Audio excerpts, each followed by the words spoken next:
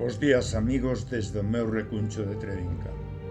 Hoxe dedicarei este espazo matinal á escritora Adela Figueroa Panís, que nos regala no número 13 da nosa revista Nós, a xente do redor, un desgarrador poema que describe con realismo un drama desgraciadamente moi presente na nosa sociedade.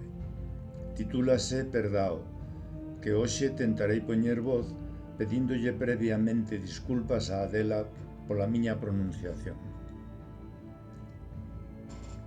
Perdao. Non posso te perdoar. Non sou capaz diso e eu ben quixera agasallar miña alma inteira con aquel vacuo sentimento. Cálido e balsámico perdao para limpar meu ser por dentro de xenreira e ollar para o horizonte con transparencia. Infelizmente a doce samaritana que en min dorme nao acorda, me nao deixa. Nada ficou da súa lembranza generosa, nen da súa amorosa esencia.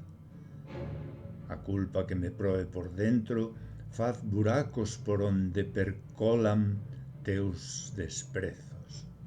E a dor das miñas costelas quebradas ou o roxo do meu ollo e miñas tempas, teño culpa da miña vergoña cando lembro o meu temor de ti, cando volta a min terror de me sentir acorrentada sob as túas palabras ameaçantes que anunciaban que o ceo inteiro iría caer sobre a miña cabeza libertada, aínda desprotegida e vulnerável.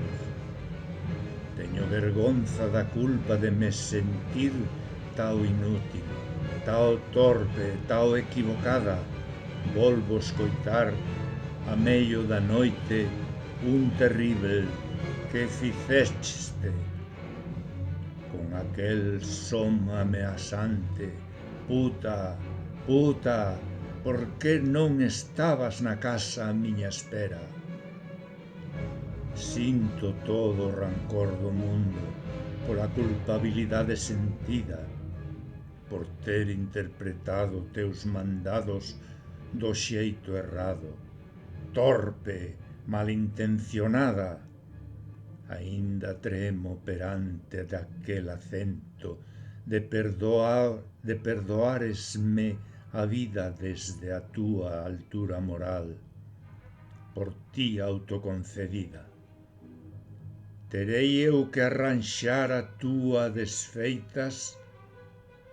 Dicías como un Deus ofendido e misericordioso.